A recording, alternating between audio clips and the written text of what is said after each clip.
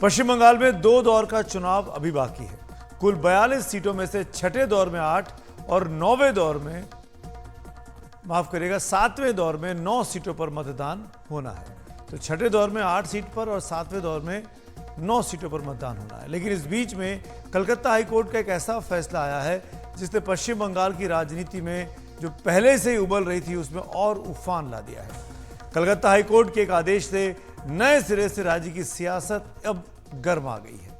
Calcutta high court ने OBC आरक्षण से जुड़े एक मामले में पश्चिम बंगाल सरकार के बनाए एक कानून को सिरे से खारिज कर दिया, जो कि ममता बनर्जी सरकार के लिए किसी बहुत बड़े झटके से कम नहीं है। जाहिर सी बात है, कलकत्ता हाईकोर्ट के फैसले को अब ममता सरकार मानने को तैयार नहीं है। वहीं बीजेपी ने यह मुद्दा उठाकर ममता सरकार पर मुस्लिम तुष्टीकरण का आरोप लगाया है। मौसम चुनावी है, इसीलिए यह मामला गर्मा गया है। आपको बता दें कि ममता सरकार 2011 में पश्चिम बंगाल की सत्ता में आई थी। सत्ता में आने के बाद ममता बनर्जी ने राज्य में ओबीसी आरक्षण कानून में संशोधन किया। उनकी सरकार ने 2010 से 2012 के बीच 77 वर्गों को पश्चिम बंगाल में ओबीसी वर्ग में शामिल कराया। इस कानून को 2011 में ही कलकत्ता हाईकोर्ट में चुनौती दी गई थी। करीब 14 साल चली सुनवाई के बाद हाईकोर्ट ने कल अपने आदेश के तहत 2010 के बाद से बंगाल सरकार द्वारा जारी सभी ओबीसी सर्टिफिकेट्स को गैर कानूनी करार दे दिया है। इसके साथ ही 37 समुदायों को ओबीसी मानने के आदेश को भी इस हाईकोर्ट के फैसले के मुताबिक रद्द कर दिया गया है। इस आदेश के बाद राज्य में ओबीसी के तौर पर मान्य 5 लाख सर्टिफिकेट अमान्य घोषित हो गए हैं। हालांकि हाईकोर्ट ने अपने आदेश में एक थोड़ी सी राहत भी दी है। कोर्ट ने अपने फैसले में यह भी स्पष्ट किया कि जिन लोगों ने इन सर्टिफिकेट्स के आधार पर रोजगार हासिल कर लिया है और इस आरक्षण के तहत अब नौकरी कर रहे हैं, वो इस आदेश से प्रभावित नहीं होंगे। कलकत्ता हाईकोर्ट के जस्टिस तपव्रत चक्रवर्ती और जस्टिस राजशेखर मंथा की 2 जजों की बेंच ने ओबीसी आरक्षण को चुनौती देने वाली याचिका पर यह फैसला सुनाया। किसी भी वर्ग को सिर्फ इसलिए ओबीसी घोषित नहीं किया जा सकता कि वो वैज्ञानिक आधार पर जुटाए आंकड़ों के आधार पर पिछड़ा है, बल्कि इस आधार पर भी ओबीसी घोषित किया जाता है कि ऐसे वर्ग का प्रतिनिधित्व राज्य की सरकारी नौकरियों में पर्याप्त नहीं है। इस अपर्याप्तता का आकलन बाकी अनारक्षित वर्गों को मिलाते हुए पूरी आबादी के आधार पर किए जाने की जरूरत है। लेकिन याचिका में आयोग द्वारा प्रकाशित जो फॉर्मेट लगाया गया वो 1993 के कानून के प्रावधानों के मुताबिक नहीं है। इसमें कमियों की भरमार है। राज्य आयोग ने कुछ धार्मिक वर्गों को 2010 से ओबीसी के तौर पर नोटिफाई करने में गैर जरूरी जल्दबाजी दिखाई। कोर्ट ने आदेश में कहा कि आयोग और सरकार ने गैर जरूरी जल्दबाजी दिखाई थी। मुख्यमंत्री द्वारा सार्वजनिक ऐलान किए जाने के लिए आयोग ने बिजली की तेजी से काम किया। आयोग ने नए वर्गों को ओबीसी में शामिल करने के लिए उचित प्रक्रिया का पालन नहीं किया, न ही वर्गों को शासित करने के लिए उचित प्रक्रिया के तहत आवेदन मंगाए और न ही लिस्ट तैयार करने के दौरान जनता से आपत्तियां मंगाने का नोटिफिकेशन जारी किया। यानी कई सारी कमियां रह गई। इसी तरह संबंधित संस्थाओं ने संवैधानिक प्रावधानों का उल्लंघन किया। यह भी कहा कि राज्य का आयोग सिर्फ धर्म के आधार पर संविधान के अनुच्छेद 16(4) की सिफारिशें नहीं कर सकता है। कोर्ट ने यह भी कहा कि राज्य सरकार द्वारा ओबीसी के उपवर्गीकरण की सिफारिशें राज्य आयोग को बाईपास करके की गई और जिन 42 समुदायों के आरक्षण के लिए सिफारिश की गई उनमें से 41 वर्ग मुस्लिम समुदाय से जुड़े थे। कोर्ट ने कहा कि आयोग का पहला और एकमात्र ध्यान धार्मिक आधार पर सिफारिश करने का रहा है। धार्मिक आधार पर की गई सिफारिशों को छुपाने के लिए आयोग ने पिछड़े वर्ग को आरक्षण देने को बहाना बनाया ताकि असली मकसद छुप जाए। मकसद धार्मिक आधार पर आरक्षण देना था। कोर्ट ने भी कहा कि मुस्लिमों के 77 वर्गों को पिछड़े वर्ग के तौर पर चुनना पूरे मुस्लिम समुदाय का अपमान है। इस कोर्ट को इस बात में कोई शक नहीं कि राजनीतिक हित के लिए मुस्लिम समुदाय को एक कमोडिटी की तरह इस्तेमाल किया गया। कलकत्ता हाईकोर्ट का यह आदेश पश्चिम बंगाल की सत्तारूढ़ तृणमूल कांग्रेस के लिए एक बड़ा झटका है। जैसे ही आदेश आया, ममता सरकार बैकफुट पर आने के बजाय फ्रंट फुट पर और एग्रेसिव होकर खेलने लगी। खुद पश्चिम बंगाल की मुख्यमंत्री ममता बनर्जी ने कहा कि वो इस आदेश को नहीं मानेंगी और राज्य में ओबीसी आरक्षण जारी रहेगा। ममता सरकार हाईकोर्ट के फैसले को अब सुप्रीम कोर्ट में चुनौती देने की तैयारी कर रही है। उधर दिल्ली की मोदी सरकार इस मामले पर ममता सरकार को अब आड़े हाथों ले रही है। बंगाल में इन लोगों ने क्या किया? बंगाल में इन लोगों ने मुसलमानों को रातों रात ओबीसी के सर्टिफिकेट दे दिया था। जो आरक्षण ओबीसी को मिलना चाहिए वो सारा का सारा मुसलमानों को, और वो भी घुसपैठियों में बांटा जा रहा था। हाई कोर्ट ने बंगाल में पिछले 10-12 साल में मुसलमानों को दिए सारे ओबीसी सर्टिफिकेट रद्द कर दिए। अब आप देखिए, कोर्ट न होती तो क्या होता? ये पिछड़े समाज के लोग करते क्या? ये मेरे दलित भाई बहन क्या करते हैं? ये मेरे आदिवासी भाई बहन क्या करते हैं?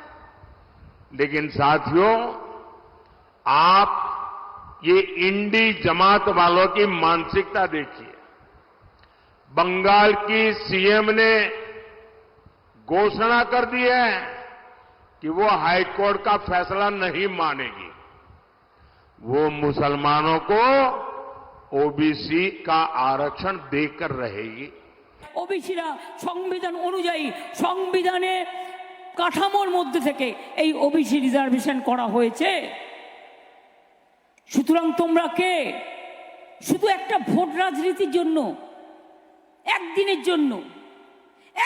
জন্য 5 বছরে থাকবে বলে, 5 বছর চুরি করবে বলে, 5 বছর করে খাবে বলে, একটা কাঁচা রাজনীতির জন্য দেখলেন আপনারা সংবাদপত্রে কি ধরনের বিজ্ঞাপন দেওয়া হলো। কোর্টের রায় বলে দিয়েছে এর থেকে নিম্নমানের আর কিছু হতে পারে না। এটা অন্যায়, এটা অন্যায়, এটা অন্যায়। तो दोनों पक्षों के अपने अपने दावे हैं, लेकिन इसी मुद्दे पर हमने बात की संविधान के जानकार प्रोफेसर फैजान मुस्तफा से, और उन्होंने बताया कि ओबीसी घोषित करने की प्रक्रिया दरअसल क्या होनी चाहिए। देखिए, सबसे पहले तो ये समझना आवश्यक है कि संविधान में रिजर्वेशन को एक मौलिक अधिकार नहीं माना गया है, बल्कि जहां संविधान ने ये बात की है कि राज्य अपनी नौकरियों में समानता के अवसर प्रदान करेगा और धर्म और जाति और प्लेस ऑफ बर्थ और डिसेंट और रेजिडेंस और जेंडर, इन बुनियादों पर डिस्क्रिमिनेट नहीं करेगा, वहीं पर अनुच्छेद 16 क्लॉज 4 में यह प्रावधान है कि अगर राज्य ने किसी बैकवर्ड क्लास के लिए आरक्षण का प्रावधान किया तो यह नहीं माना जाएगा कि वो इक्वालिटी या समानता के अधिकार का हनन है। तो बात यह हो रही है कि राज्य चाहे तो आरक्षण दे और ना चाहे तो ना दे, लेकिन अगर आरक्षण देगा तो वो समानता के अधिकार का उल्लंघन नहीं। फिर ये बात कही गई कि किसके लिए ये आरक्षण होगा, तो उसमें ये देखा जाएगा कि क्या वो समाज इनएडिक्वेटली रिप्रेजेंटेड है, यानी क्या उसका जो रिप्रेजेंटेशन है उसकी पॉपुलेशन के रेशियो में वो बहुत कम है। फिर अनुच्छेद 335 में जाकर यह भी कहा गया कि जो क्लेम्स हैं एससीज एंड एसटीज के, उनको मद्देनजर रखते हुए जब रिजर्वेशन का प्रावधान होगा तो यह देखा जाएगा कि इससे इफिशिएंसी ऑफ एडमिनिस्ट्रेशन या सरकार के कामकाज पर कोई बुरा असर ना पड़े। अब मेन जो मुद्दा है वो ये कि any backward class of citizens में ओबीसी जाहिर है कि शामिल है। देश में ओबीसी का रिजर्वेशन बहुत बाद में हुआ है। पहले रिजर्वेशन एससी और एसटी का हुआ। आपको मालूम है कि मंडल कमीशन बैठा और मंडल कमीशन ने एक रिकमेंडेशन दी, और मंडल कमीशन की रिकमेंडेशन में भी बहुत सी मुस्लिम कास्ट को उन्होंने शामिल किया था। और मंडल कमीशन की रिकमेंडेशन को कोई ये नहीं कह सकता कि उनका प्रॉपर सर्वे नहीं हुआ। उसके बाद जब उसको इंप्लीमेंट किया गया मंडल कमीशन की सिफारिशों को, तो उसको चुनौती दी गई और एक 9 जजेस की बेंच ने इंदिरा स्वामी का एक ऐतिहासिक फैसला दिया।